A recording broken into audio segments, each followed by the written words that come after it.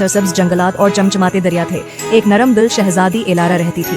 वो अपनी खूबसूरती और नज़ाकत के लिए मशहूर थी, लेकिन वो सबसे ज्यादा अपने दिल की सफाई और दूसरों की मदद करने की ख्वाहिश की वजह से जानी जाती थी। वो अपने दिन गाँव में गुजारती, गरीबों की मदद करती और अपने अवाम के मसाइल सुनती। ताहम इसकी एक खामी थी, वो दूसरों की नसीहतों को कभी नहीं सुनती थी।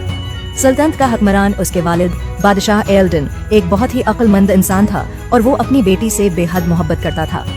उसने नोट किया कि एलारा अगरचा सबकी पसंदीदा थी, मगर वो अक्सर फैसले बगैर सोचे समझे कर लेती थी।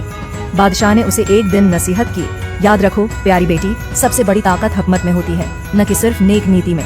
एक दिन एक प्रासरार मुसाफिर सल्तनत में आया और उसने दावी किया कि वो एक नायाब जादुई फूल रखता है जो पूरी सल्तनत में अमन ला सकता है। इसका कहना था कि ये फूल हर बीमारी का इलाज कर सकता है और किसी भी इख्तिलाफ को खत्म कर सकता है।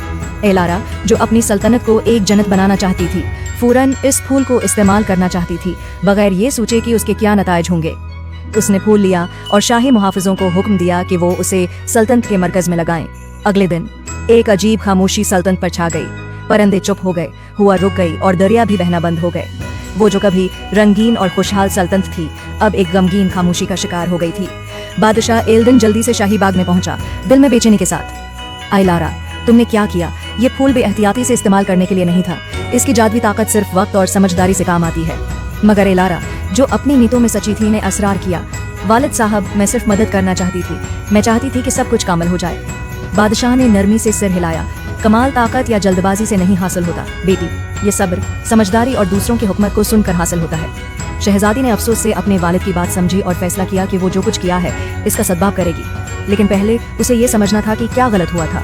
बहुत तलाश और सीखने के बाद उसने ये दरियाफ्त किया कि फूल की जादुई ताकत सिर्फ तब फ़ाल हो सकती है जब लोग मिलकर उसकी देखभाल करें, न कि सिर्फ एक शख्स अपनी ख्वाहिशों के तहत। एलारा सल्तनत वापस आई और उसने गांव वालों, अपने खानदान और दानिशमंद मशीरों को इकट्ठा किया ताकि वो इस मसले का हल तलाश करें। सब मिलकर फूल की देखभाल करने लगे और एलारा ने यह समझा कि मसले को हल करने में सिर्फ वो नहीं बल्कि तमाम लोगों का इश्तराक जरूरी है। जैसे जैसे वो फूल की देखभाल करते गए, खामोशी आहिस्ता आहिस्ता खत्म हुई।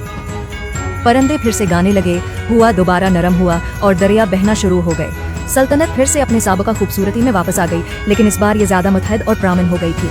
इस दिन के बाद शहजादी एलारा ने सीखा कि उसे ज्यादा सुनना चाहिए, सोच समझकर अमल करना चाहिए और दूसरों की हुकूमत की कदर करनी चाहिए। वो न सिर्फ एक पसंदीदा शहजादी बन गई बल्कि एक हकीम और फहमी वाली रहनुमा भी बन गई, जो अपनी सल्तनत को सब्र और देखभाल के साथ रहनुमाई देती थी। कहानी का अखलाकी सबक: हिकमत सिर्फ सुनने, सीखने और हमारे अमल के नताइज को समझने में है। चाहे हमारे इरादे कितने ही अच्छे क्यों न हों, हमें फैसले करने से पहले दूसरों की नसीहतों और नुक्ता नज़र को सुनना जरूरी है।